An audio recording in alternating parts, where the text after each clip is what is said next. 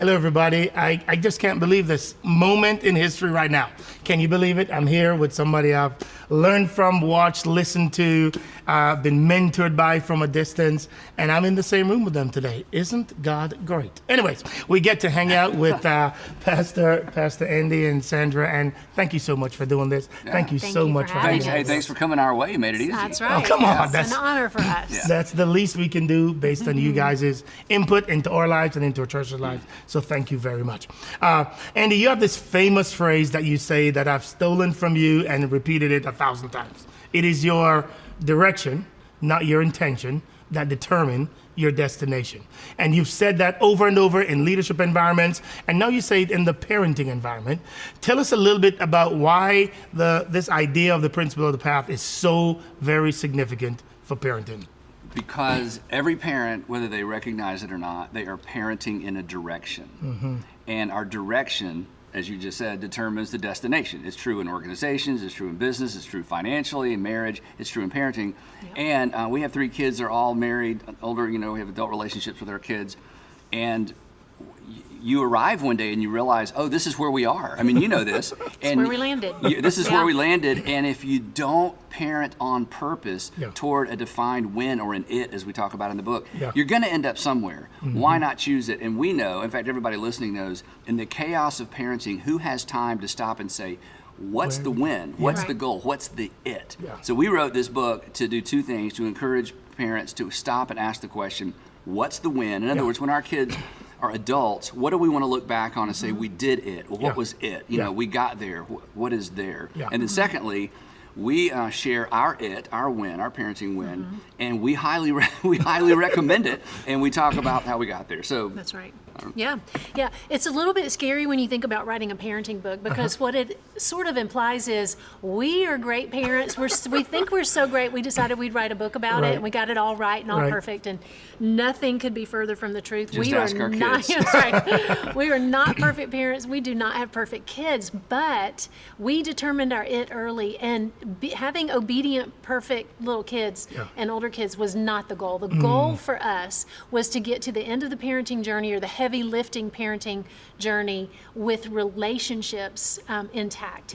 That we would have relationships with our kids on the other end of parenting that would just be rich and rewarding and all of that. We had an it, and our it was simply that our kids would want to be with us and with each other, even when they didn't have to be anymore. That was our goal, and so that was the reason we wrote the book. We, like Andy said, our kids are in their late 20s, early 30s, and as we're looking back, there were a number of things along the way, and lessons we learned the hard way and the easy way, and all the ways, and from other people that we felt like got us to that place. And so we wanted to share that. Okay, now I have to ask this question, because as a pastor, as a communicator at a pretty large church, I would think it would be to raise kids up in the fear and love for God. But you didn't do that. No. Tell us a little bit. No, I'm not saying. You're not supposed to say that. Wow. Tell us a little bit about. Well, you know what? Part of it is I'm a preacher's kid. I'm a pastor's son. And know lots of preachers' kids. And again, we worked in student ministry with high school students for 10 years together. We saw all kinds of... We were not confused about what it was like to have teenagers. We saw parents with all kinds of it. Obedience, compliance, education. Sports. Fulfill dad's dream on the football field, fulfill mom's dream on Broadway. I mean, don't embarrass me in front of my friends. There's lots of different its. But we knew at the end of the day, influence is everything. Yes. And you maintain influence with anyone through relationship. So if we want to influence our kids throughout their lives, the relationship is everything. Once the relationship ends, or if it goes bad, there's no influence. I mean, we don't naturally allow people that we don't respect to influence us. So in terms of faith, in fact, the last section of the book is about how to help your kids develop a faith of their own. And we even talk about what happens when they begin to depart from it. But we knew from experience with lots of high school students and lots of family systems, and from spending a lot of time with parents that we saw or thought got it right, we would take them out to lunch and say, and ask them every question we could think of. What did you do? What did you not do? And the thing that attracted us to those parents was not how, quote, spiritual or godly their kids were. it was how connected the family was. Yes. And I'll let Sandra talk about this, but I saw this in Sandra's family. Again, I come from a home where everybody's a Christian, everybody's educated, everybody, all four of us went to seminary, both of my parents, my sister, me, but we didn't have what her family had. Got it. And when I saw it very early on, I'm like, I want it. And she was like, want what? Because it was so natural to her. That's all I knew. That's That's all she knew. That's it. And I'm like, That's no, it. Yeah. that's it, and you got to work for it. And my tendency, and then I'll let y'all talk, is if I had not seen that, I would have parented toward compliance, Yes. morality, just purely character. But you can parent toward character, sacrifice the relationship along the way, and lose the influence. And so I'm so glad that I was introduced to the Walker family. Yeah. Yeah. So tell us just a little bit about what that was like growing up in your family. Then. Yeah, well, for us, and I'll kind of fast forward through all the childhood years to our relationships as adults with our parents and with each other was we really loved being together. And if four of the five of us, I'm the middle of three kids, so if four of the five of us were together, the other person was like, wait a minute, don't talk about anything funny, don't laugh, don't have a good time without me, wait till I get there. Nobody wanted to be left out. They would call the person that wasn't there and make fun of them. Guess what we're doing? We're eating grandmama's biscuits, and you're missing out, and just all of it. And I would sit there and think, He's like, what's wrong with this family? this is amazing. I mean, there was just low drama, low conflict, just they enjoyed each other. Yeah. Now, I'm just thought about this. What's fascinating with that is if the Bible argues that we should love God and then relationally, that's the most important thing, then what your family tried to live out was this relational deal. And just one another. It really is fascinating that you didn't intend it to be. I don't know if your parents did, but you kind of landed there. Yeah. That relational connectivity is vital in the family dynamic. That's pretty right. cool. And it was interesting because my dad grew up without a dad. And so, for him to have an understanding of that was really amazing. Yeah. And he just knew relationships are the most important thing. He wasn't in ministry. He was an entrepreneur. A Marine. Marine, he just. Colonel. Yeah, Lieutenant Colonel. So he just knew relationships are the most important thing, and my mom too. And she grew up in a family similar to the goal. And so it was just one of those things where relationship was the focus, and that got us to the adult years where we wanted to be, and we all love the Lord. Yeah. So That's that awesome. was something That's that also incredible. came along. One of the things I talk about in the book, toward the end, is while we were letting our kids read the book, was we want to make sure this was. I was going to ask you that question. No, we did. Well, what did Making the kids sure say we about weren't the making book? stuff Yeah, up. and in one of my conversations with Garrett, our middle child, he reminded me of something I said to him, because we were talking about the whole faith thing, and he said, I remember you telling me, you said, Garrett, if you ever leave the faith, I'm going with you. That's what I told him. I said, hey, if you ever leave the faith, I'm going with you. Right. And my point was, and he understood, my point was, if you think leaving the faith means you're leaving me, wrong. Correct. That's, I want you to have a strong faith of your own relationship with Jesus, but our relationship's our relationship. And he reminded me of when I told him that, that's because powerful. it left a mark, and I It made an impression. Yeah. So again, it's not either or. We honestly think this win facilitates the other. So More significant ones. Yeah. Okay, you talk about the 4 stages of parenting. Now, just humor us for a moment. Which phase did you like the most? well, tell them what. Okay, so we have a chapter, and we did not make this up. No. We learned this from several different sources. The 4 stages of parenting. First, you have the discipline years, which are like 0 to 5 years Right. old. You're just basically teaching your kids, hey, there are consequences for your actions, always, good or bad. Yeah. Training years are like 5 to 12 years old. That's the heavy lifting of parenting. You're Right. training your kids. You're teaching them the why behind the what of life. And then the coaching years are like 12 to 18. Yes. And those are the years where you step back a little bit. You're giving them the opportunity to make some decisions on their own and experience some natural consequences. And at the same time, you're connecting rather than correcting. I mean, you're still correcting some. Don't get me wrong. But there's a lot more connecting than correcting. And then the 4th is the friendship season and the friendship stage where we are with our kids now. And, those are the years where you just kind of get to reap a little bit of benefit. You're still parenting your kids. Parenting never ends. Correct. You're still parenting, but it's more, how can I help? Rather than. And the danger there is that you see a lot of parents wanting the friendship stage way too early. And then try to pull the training stage way too late. That's exactly right. And if you get those out of the order in either direction, you lose. One of the things I'm sure we both seen, especially with dads, is, and dads and sons sometimes, you want your son to perform well at something in public, but you never practice with your son at home.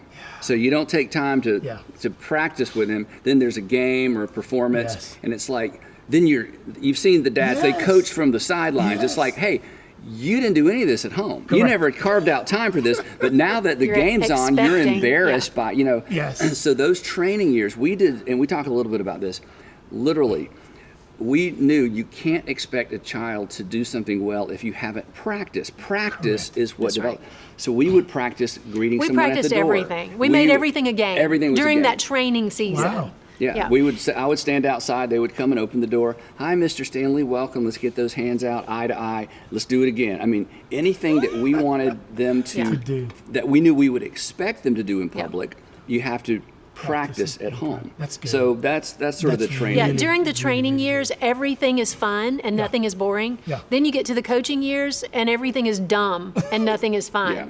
So you want to, during those training years, when they really want your attention, you want to give them your attention. You want to train them in all the different aspects of the things you're going to expect of them. You don't train a 15-year-old. For sure. No. For sure not. For sure not. You get the rolled eyes. Yeah. Now this is going to be a little much of a curveball. We've got a lot of single parents, and it just gets so much more difficult when it's one parent in the home trying to manage both roles. Yeah. Any encouragement, any suggestions you have just encouraging single parents as they walk through the book and as they read it? Anybody? Yeah. What do you think? Well, interestingly enough, Sandra alluded to this. Yeah. Both of our dads grew up without their father in the home. My dad, my dad's dad died when he was a baby. He was a baby. And Sandra's father. He was about 10 years old when he died. Yeah. And neither, and so both had those many, many years of single parenting. Single moms. Only to say they turned out to be great fathers, both of them. Yeah. So there's hope, number one. Yeah. But this is where what you're doing and what we're doing in the local church is so important. It's why the small group model for middle school and high school kids is so important. It's why having good leaders, because every parent needs a partner in parenting. Every parent. We're a two-parent home. But especially the single parent, they just need somebody who's saying the same thing somewhere else. Coaches do this, sometimes teachers, but the church has an extraordinary opportunity to do that. And again, there's, the single mom scenario is, I can't imagine anything more challenging. But at the same time, we all know some fabulous people who were pretty much raised by their mom, and they've gone on to do amazing things. That's exactly right. Well, and one of the things I tell my single mom friends all the time is, number one, be in a small group. It seems counterintuitive because it takes time away from your kids, but it is the most important thing because they're in a group, they're realizing I'm not the only one dealing with this problem. This is a common issue. Nothing I'm wrong not with the me. only one, right? And you're supporting each other, you're caring for each other when the difficult things come. You got meals, you got whatever form care takes, and then you just don't feel like you're alone. And I think there's a lonely factor that it plays big with a single parent. Fear, so much fear. And then the other thing I say to single people who are just in the trenches trying to parent by themselves is take one day at a time. God promises to give us grace as we need it. He doesn't give us a whole bunch early. He gives it to us as we need it. And as we lean into our personal relationship with Christ, He's going to provide for us His grace and His mercy in our times of need. And surrounding yourself with support, leaning into your Heavenly Father, those are the two big things in my mind. All right, I got 3 more in this category. Number 1, you only discipline your kids for 2 major reasons. Right. You do that because you think, hey man, don't disrespect mom, Right. Yeah. and don't tell a lie. Yep. Because both of those damage the relationship. Yep. Now I can think of a lot more things to discipline my kids for. So Well, help there us are. out, help us all Yeah. out. No. Why just those This is 2? so Talk to us important. about it. And Yes. there's so much about this in the book. Again, this was our win, our it was the relationship. So when you decide the relationship is it, then you set rules that are relational rules, and you discipline in order to restore relationship. One of the most important things we can teach our children is this.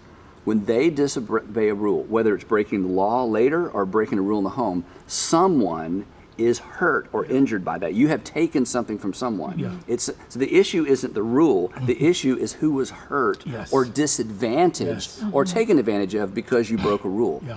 So when our kids were young, we had 2 overarching rules: honor mom, not I obey. love that one. Yeah, not obey. Favorite. Not obey mom, because relationships don't thrive on obedience. Relationships thrive on honor. We wanted our kids to understand what it looks like to honor. Well, you didn't say we couldn't. Well, I didn't think I had to. Was that honoring? Yes. No. Well, do I need a rule for everything? No. Right. Honor your mother, not your father.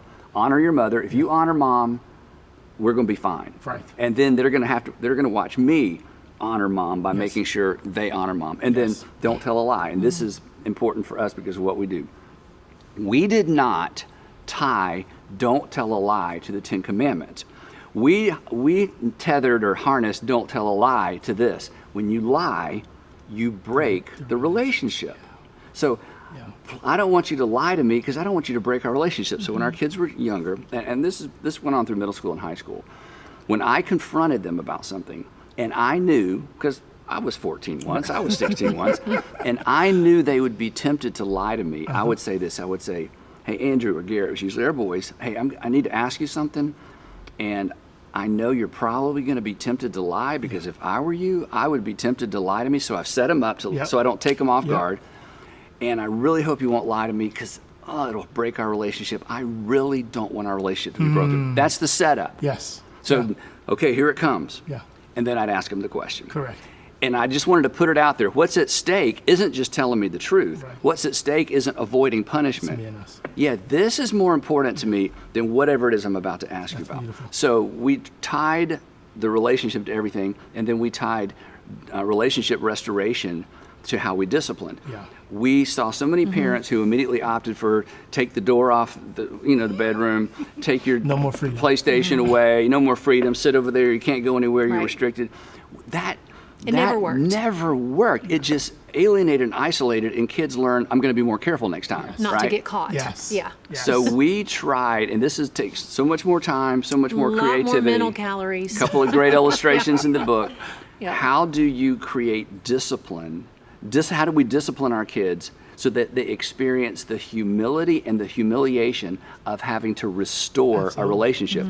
But then once the relationship is restored, we're done. Yeah. Once you've paid them back, once you've apologized, once you've owned it, we're done. We're not going to be on restriction for 2 weeks. It Yeah. just, It's over. When it's done, it's over. But that is not intuitive. Correct. It takes more creativity. But again, disciplining toward relationship. In the book, we've got an illustration during the younger years of what that looks like, I was and just then gonna ask you one that. That's during right. the older years. Yeah, the high school years, During yeah. the high school years, what that looked like. I want Both of those you were- to tell the one where your son disrespected you. Okay. I think that was great. And then the one where Well- they disrespected the babysitter. babysitter was Yeah. great too. Both of those were great. He's I don't care which retaining one. this book Yeah, really yeah, well. yeah. That's amazing. Okay, which do you want me to tell? Which one do you Either want one. to Either tell? Yeah, one you tell them the older one, because Okay, it's yeah. hard to know how to discipline a 16-year-old. Yes, Yes. that's I mean, they're exactly as big right. as we are, or bigger, and it's like, Yeah. yeah.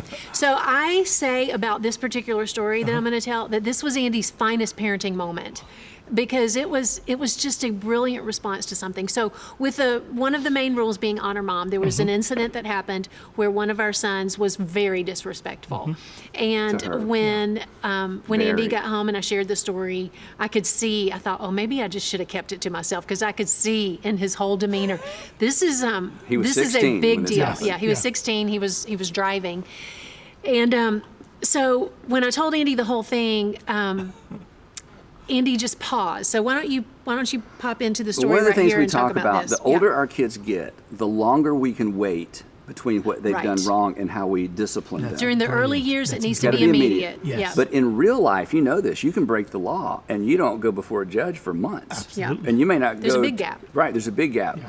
And the older they are, having them sit in because the immediate question we get from teenagers is, what are you going to do? What are you going to do? What's my punishment? And the right response is, I don't know because I didn't expect you to behave this way. I'm not This is gonna- prepared for this. Yeah. I wasn't expecting. It's why you should never put a punishment before they break a rule. If you do this, I'm going to do that. Never do that. Yeah. Because I'm not expecting you to. Correct. Anyway, so I did not know how to respond to this. It was so bad. And I took so long trying to figure it out. She began I was to like, wonder. is anything going to happen Yeah. about Okay, the hold thing? on. Stop right there. I'm so sorry. But just for us mere humans. Yeah. So did Andy buck up a little bit and did he like when it first happened? No. You know? Oh, Did yes. he I could tell that it was, Let me walk there was away that. right now. You know what I Yes, mean? there Because was I just that. want to make sure that it's still okay to do that. But Come on. and of course, there's always temperament and personality, Right. and Andy's calm. We're Got it. both actually pretty calm. Where neither of us have bad tempers or any of that, thankfully. That's Yeah. just not what has been But baked into I was us. so angry. But he was. He was pretty upset about it. So there was a gap of time. Yes. But when he did decide, he basically said to our son, he said, okay, here's what you're going to do. You're going to ask your mom out on a date.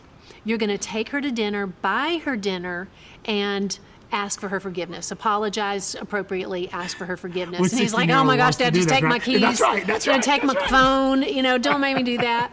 Because like Andy said, there's this kind of humiliation And I factor. said, and nobody else is going. It's just the just the two two of of you. you. But you have to ask her on a date. And he actually is a very tender person. So once he got his head around it, it was a super sweet situation. Yeah. And tell her And what he came happened. to me and he said, Mom, would you be available for me to take you to dinner tonight? And I said, I would, and I would love to do that. So we get in his truck, he takes me to a restaurant. We're sitting there, it's an Italian restaurant, we got our olive oil. I mean, I really have a snapshot in my head. I remember what he was wearing.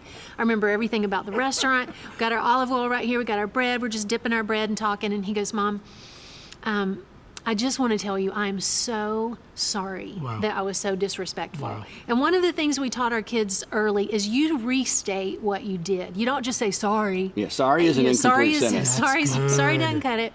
You don't just say sorry. You say, I am That's good. very sorry that and you say what you did. And then he said, and I really do hope that you'll forgive me. Wow, that's awesome. And I said, Garrett, I forgave you the minute it happened. That is not even an issue. But what happened in that moment for both of us was the Yeah. relationship was absolutely restored. And it was such a memorable thing for him. It was such a memorable thing for me. His wife today benefits from that very scenario. Absolutely. So not only is it dealing with a broken rule in our house and dealing with not honoring Mom, this is setting him up to be relationally successful for the rest of his life and to understand what it looks like to restore a broken relationship. That's really good. That's So. really, really good. Okay. Finest parenting moment. Well done, well done, well done, well done, well done. Okay, now you ran across something so quickly there. I gotta kind of rewind it a little bit. This is not a part of the book, but you just said it so quickly, which you often does. That really gets me frustrated because I don't think like that, and so it's part of jealousy. But it's okay. You just said we don't allow our kids to just say "I'm sorry" Right. because sorry is an incomplete Sentence. And then you go on to say they have to retell you what they're sorry for, and then say I'm sorry. Well, and when they're young, that just is what comes natural to them. Yeah, Sorry, because yeah, and you, yeah. Sorry, yeah. and they don't mean it. They're just saying it because they're ready for Say this you're to be sorry. over. You're sorry. Yeah. Right. That's awesome, dude. That's So- awesome. Okay, last question in this section is just so tell me what it was like to write this together.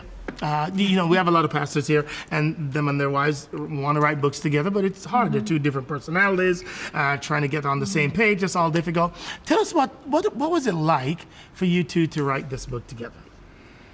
We had a good time. Yeah, this was pretty easy. I mean, it's our life, it's our story. Yeah. There are lots of stories in the book. And again, to be clear, this isn't everything you need to know about parenting. This is just everything we know. So we're not filling your cup, we're just emptying ours, okay? Go get the rest from somebody else.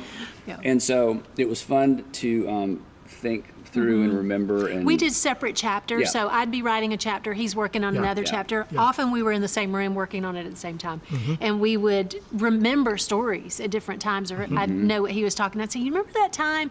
I actually went back to my journals. A mentor of mine early in my parenting journey just really talked to me about journaling and how to do that, and just kind of discipled me in she that said, way. you're going to forget. And we're like, oh, we'll never I'll forget. never forget all of this. And then we would yeah. read some of these things. I'm I'm like, I can you totally forgot. I totally Yeah. forgot that. So I went back to some old journals, kind of skimmed through, found some of the really fun stories, things that happened, and we leveraged those and laughed. That's and awesome. again, brought our children into conversations like, do you remember the time? And, to try to get their perspective on some Yeah. things. So I think it was really a rich, sweet time. And you writing enjoyed this it. particular You obviously have written I only way had more. to write half a book. That's I'm telling you, it was wonderful. I mean, writing a book is not a casual endeavor. No, it's Correct. not. And so- I'm not a writer. It was kind of all new she's stuff very for good me writer, so- to figure out. That Yeah. wasn't hard. Okay, cool. I have a personal question for you that was not in the questions I gave you, and so this will catch you a little off guard, but I often do that, so it's okay. Your oldest son is a comedian, is that correct? That is Yes. correct. Now, was that challenging for you? And I know how your direction was, the relationship. I get Yeah, it, yeah. but you would think that you'd want him to follow in your footsteps. Well, or, he says he is. He's a comedian. I mean, don't most people think pastors are jokes? So he is. got it. Mission Now you know where he accomplished. gets it. Mission Right, accomplished. yeah. Yeah, I got it. Okay, makes sense. He went to Auburn University, got a finance degree, got a great job right out of college. So this was a curveball. Total curveball. Really a curveball. And he's very Conway. introverted. Oh wow. And he wanted to write comedy. He watched every episode of The Office over and over and over. And one day he came to me and said, you know what I'd like to do? I would like to write comedy, like for television. Yeah. I said, well, movies, I'm like, you're telling the wrong guy. So I connected him to a friend of mine who's a comedian, and he connected him to somebody who writes. He said, if you're going to write it, you got to go do stand-up. You got to pay your He dues. said, you don't know what's funny till you feel the pressure of Yeah. being Yeah, funny. that's true. So he That's went good. to Comedy Club down in Atlanta where you do kind of amateur night, get on a list, Yeah, you yeah. get 5 Open mic minutes. night. Yeah. Open yeah. mic. And he did And he it loves over it. and over and over. And he loved it. I loved it. He did I not loved expect to love it, and he loved it. Yeah. But the fact that you fueled it is what's pretty incredible on your part. The Yeah. fact that you encouraged it, you fanned It the was flame. a process. Yeah. Because here's how I think. Well, I know what this looks like at 25. What does it look like at 45? Yeah. And then I thought, that's no way to think. I mean, who would do anything if you thought that way all That's the true. time, right? That's a good point. Yeah. And all my friends were like, go for it, go for it. I'm like, just think about it. But then he kind of hit a tipping point where, with his full-time job, he was running out of vacation days Yeah. when people invited him to do things out of town. yeah. So he was running out of vacation days. He was seeing that this was financially something that could potentially work. So he came to us and he said, I think he was actually about to be given a promotion at work. And he didn't want to accept a promotion and let them train him and do all of that Correct. when he knew he may be leaving. Yes, yes, and yes. take that opportunity from somebody else. But the fact that he came to me, Relationships. relationship. we had paid for There it way. is, That was yeah. an ongoing conversation. He knew I wouldn't chastise him. Or, Yep. Yeah. Yep. So I was honored that as an adult. I mean, he's got his own job, his own Yeah, car, yeah, doing his yeah, own thing, and Yeah, and at Yeah. the time Paying he his wasn't rent, yeah. married, and we were like, you know what? If you're ever going to do it, now's the time. Let's yeah. give it a shot. And he's really funny. Is he real? I've got to check him out. Yeah. I really, really do. You should have him at your conference next year. That's a great plug for a dad. Well done, Dad. I like it. I like it. Gotta keep him busy. Sandra, you had the privilege of staying home for a long time. I did. Yep. And a lot of these pastors, their wives don't have that privilege. And But it is there- a privilege. It is. Oh yeah, absolutely. big time. But a lot of us pastors have the choice. We just choose not to.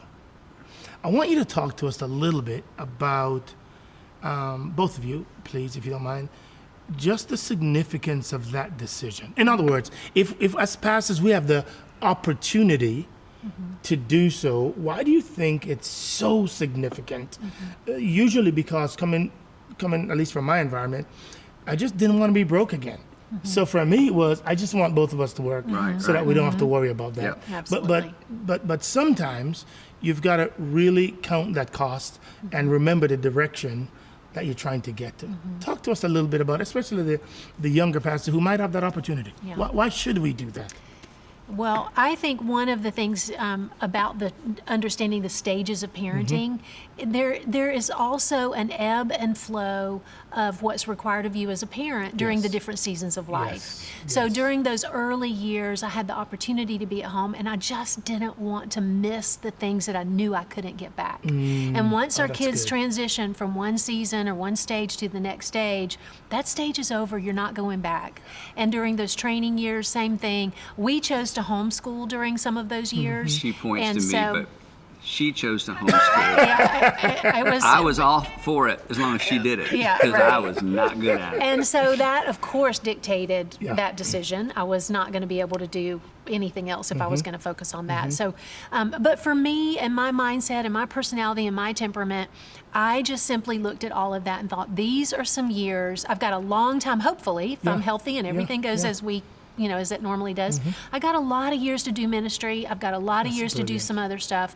These are years I cannot get back. And I just wasn't willing to give up what I was going to have to give up in order to work, to be an extra income or whatever at that time. And it's not one size fits all. We would never say. And there are different season. needs in different families and our single moms, all of those things. These are real things. And you have to take all that into account. 70% of our staff, or 68% of our staff are female. We just did a survey, is why I know. I'm surrounded by extraordinarily competent women that I can't imagine doing what I do. And most of them are moms. Yeah. So they're figuring out how to make that work in their families. But to your point, I think the reason what's behind the question is you should at least consider it if it's possible. That's exactly and stepping back with lifestyle in order to accomplish something that again, you're the only person that can do this. And if you have the opportunity and there's a way to do it, I can't imagine, if we're talking about moms specifically, or dads, but a mom regretting, I wish I had gone to work earlier. You don't hear that. Rarely. So it's something to consider. We homeschooled, just so you know, we homeschooled Andrew through the time it was ready for him to go to high school. Dropped him into a big giant 5A public high school. He said because we didn't love him anymore. And so he went from homeschool to high school, big high school. And then we put our other two kids in a private school and then put them in public high school. We wanted our kids to go to public high school for sure. Hey, welcome to the world. I never intended to even do that as long as I did. We were prayerful every year, and we didn't commit to a whole long time of doing that. It was, this is what we're going to do this year. As we get to the end of the year, we'll be prayerful about, and I would say, hey, do you want to do this again? And so it was always up in the air as to whether we would even the only thing about homeschool is, because I had friends at church, I had to teach all of our kids all the bad language because they didn't know any, and I knew they were going to public high school, so I had to get them ready. So I taught them all the bad words, and then Sandra taught them all the combinations so that they would be prepared. So he always says that. No, that's cool. How awesome you guys. Thank you. Okay, let me just take the last few minutes that we have together. Let's redeem this conversation. No. It's perfect. Everything's going incredible. Thank you. Andy, let's talk a little bit about leadership, just in closing. You've got an incredible way of communicating, not only the gospel, but an incredible way of connecting with people. Literally, I just want you to, I know it, but I want you to tell us, in your process, in your mind, when you have a sermon to do, what goes through your mind? Just walk us through what goes through your mind.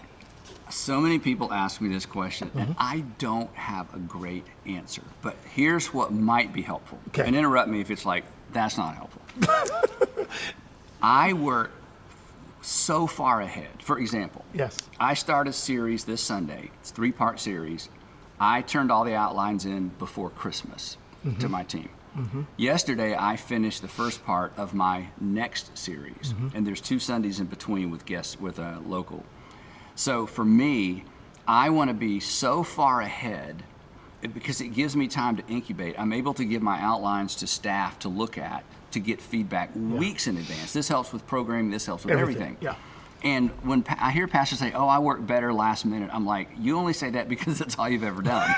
But if you can get further out, then, so for example, if I have a 3-part series and I've done all 3, when I'm doing part 3, I realize, oh, that should be in part 1. Yeah. Oh, you know what? I have an idea that could be, there's so much more incubation time. Yes. There's not the rush. I don't fear emergencies. And, Yes. and I, people don't think this about me. I still pastor a local church. I do funerals. I'm doing a funeral this Sunday after church. Oh, wow. So I'm in the thick of pastoral ministry because I like it, honestly. Yeah. So Yes. I just staying that far ahead gives me the opportunity not to feel rushed Yes. and to let things sit, to run across things in the meantime. Yeah. And so I would, in terms of the actual, my mental process, the other thing is, if you've heard me preach some, I want to take people on a journey. I want to tease something at the front end so they're like, oh my goodness, whether you're a Christian or non-Christian, that's interesting. Yep. I don't know the answer to that. There's a mystery to solve, Yep. a question to answer, a tension to resolve. I want to put that out there early. I want to take people to the scripture to say God has addressed this, Jesus has addressed this. Yes. Here's what it looks like. And then I want to say, even if you're not a believer, you should try this. Yeah. Because this is what Jesus taught. This will make your life better. As we say, following Jesus will make your life better, make you better at life.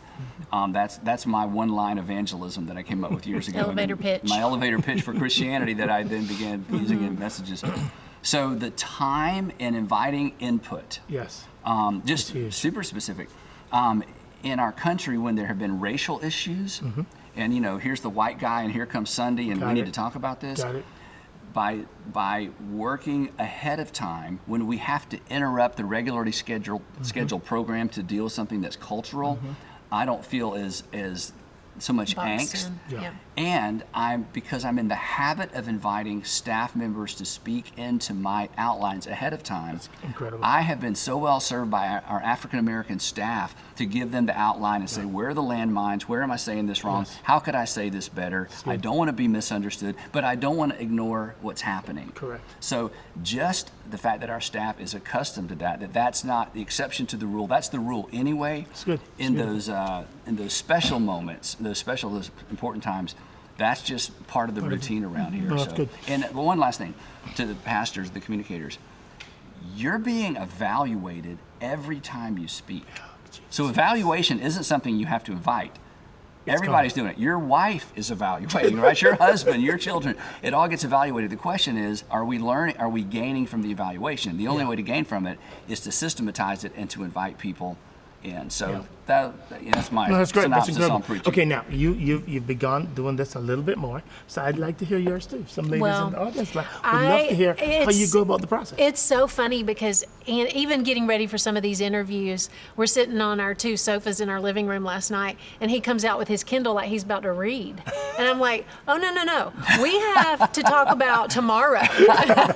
Because this is all inside of him. yes. He's such a seasoned communicator, and I'm not. And so I just need a little more prep time. Absolutely. So I said, you're going to need to go get your computer because we got some prep to do. I love it. But for me, I'm enjoying it more and more. good. I love talking about this content. I love talking to foster parents since that's been a big part of our journey. Outside of that, it takes me a long time to get there with It's a very message. stressful. But For her, I for the bride. love it. Once I have it, once the Lord just kind of gives me what I'm going to say and get it all in my outline, then I'm good. But She's not dying to do it more. no, Got it. Got it. I'm happy with the. And I was so happy I didn't have to homeschool. So, we all have our. Yeah. Let's go. All All right. Looking ahead, pastors, let's say young men, 25, let's say 30 and under. And what's in your heart for those guys? What concerns you for that generation of without the generalizations, which I know you're not going to do, but just what's in your heart for them, and what would you wish you could say to them? Wow. The thing that concerns me, because you sent me some questions to look at, and this was one of the questions. The thing that concerns me or breaks my heart a little bit is the rock star mentality that has become a part of pastoring. And I say rock star mentality, I know the exactly what you mean. exclusivity, the sense that I'm somebody, I'm special. I love the fact that you just use your first name. I've always just wanted to use my Been first Andy. name. Yeah.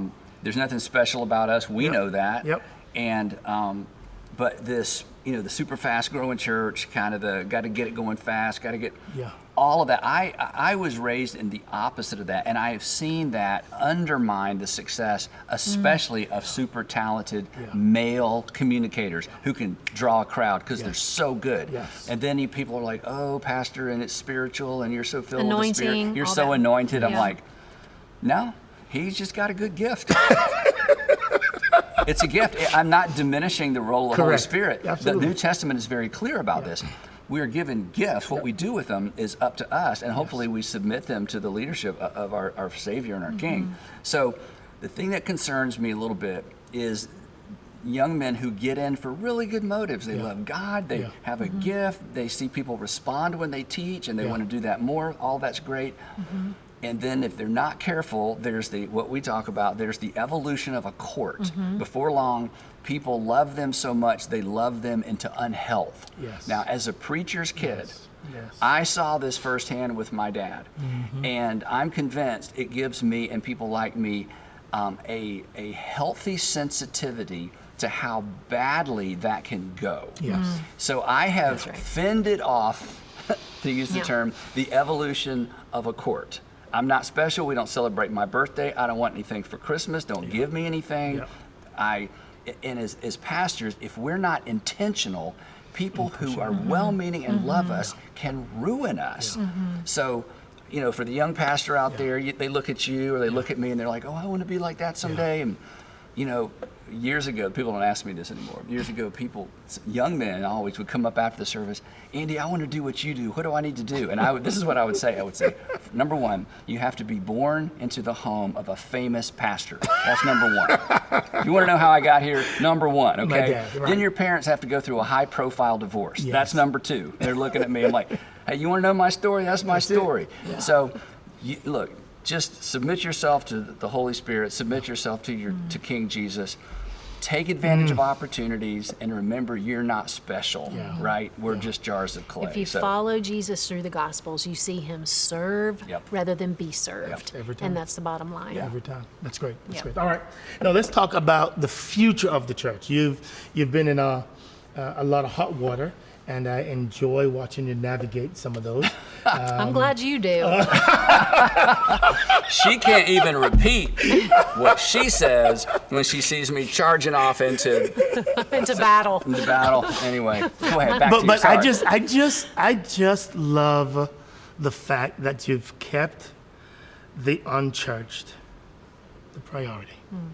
And on behalf of all the people that can see beyond the rhetoric, we want to say thank you. We really, really do. Thank you for your talk to the Georgia Senate. No, you saw that. That was incredible. That was extraordinarily well done. Thank you for boiling down to the gospel, to the resurrection of Jesus Christ, which cannot be deconstructed. Just thank you for doing that. Anyways, let me get to my question. The future of the local church, what are 2 or 3 things that you see coming that as pastors we need to be very mindful of as we try to lead with courageous vision into the future? Talk to us a little bit about that. Well, our church is 27 years old. 27 years ago in the Southeast, I felt like we stepped away from something traditional in order to do a better job reaching unchurched people. And so the model changed. We introduced a new model for the Southeast. It was happening in some other parts of the country. So that was a model change. Yeah. I think the next change is not going to be so much a model like the buildings or the music. Yeah. We've crossed those trenches and filled them in behind us. And that's fine. There's no one size fits all. Right. People should. I think, and it's just me, but you ask. I think we've still not come to terms with the fact that a 15-year-old, a 20-year-old can find out what is in the Bible without even picking up a Bible. Yeah. Once upon a time, if you want to know what's in there, you got to find one and find it. And Yes. Nowadays, think of it, you can discover what else, the what else is the part we skip. Right. What else is in the Bible without ever touching a Bible. Yes.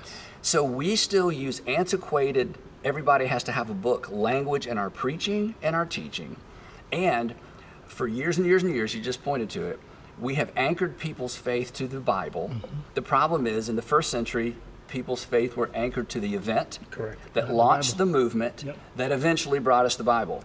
So as theological and as clunky as that sounds, I'm convinced this generation, we're behind. I don't think this is the next. I think we've got it. And this is where I get criticized because people feel like I'm dismissing the Bible or discounting. I mean, Sandra would tell you, every morning, He's got his Bible in his two lap. translations and a commentary from my quiet time, not studying. I just loves Scripture. Yeah, we both do. Dr. Hendricks taught you well. I know. Exactly, I know right. I saw whenever people go off, I'm like, come on, man. The guys but I really understand because when you start messing with traditional language, it sounds like we're messing with traditional theology. Correct.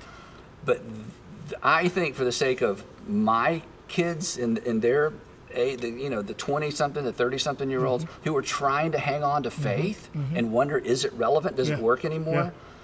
Our language, our approach to how we talk about Scripture and how we talk about our faith, we've got to continue to change. And I listen to lots of preaching, and it's just, again, it's not that it's not true. It's just that what it's anchored to for someone with just a little bit of skepticism built in. It's like, it just doesn't hold up. But the gospel holds up, as you just said. You can't deconstruct the resurrection. I mean, and if Jesus rose from the dead, game on. If he didn't, Paul said, there's no game. I mean, I didn't make that up. Paul said that. So I think some of that, what we're anchoring people's faith to, how we talk about it, I think that has to be certainly part of the future of the church. You have to make those changes, which has something to do with theological education. But the form and function of how long the services last and music, the great news is, because of some changes in the past few years, we're so open to, I mean, we have no excuse. I mean, we can use media. I mean, it's the tools are all there. To sit at my computer and never open a book. I've given away most of my library because with Logos, I mean, it's fabulous. So I think some of the shifts and the changes are going to be in that realm, not so much, what does the building look like? What does the music sound like? But that's just me. That's awesome. Well, I just want to say thank you both. On behalf of all these men and women that are here, I need you to hear me clearly say this. Thank you for modeling the way well for us. Thank you. Thank you for serving the white church, the Indian church, the Asian church, and the African American church. We are deeply grateful. You have no idea. My church is the way it is because we've followed you to the T. God's been gracious to us, but it literally is because of your model. Thank you for your faithfulness. Thank you for your relationship. Thank you for blessing the body of Christ with this book. And now that we can just peer through the window into how you guys raise your kids, we just want to do what you ask your kids to do and honor both of you and say thank you very, very much for your faithful presence in this community, around the country, and literally around the world. We love you guys, and we appreciate you guys. Thank you. Thanks for this opportunity.